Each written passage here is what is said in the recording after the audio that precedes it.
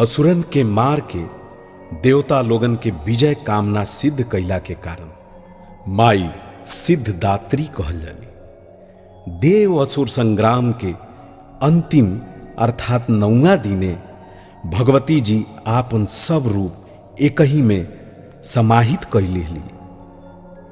एह लीला से माई ई बतौली कि सब कुछ हमरे में बा आ दुनिया के हर वस्तु हम ही बानी।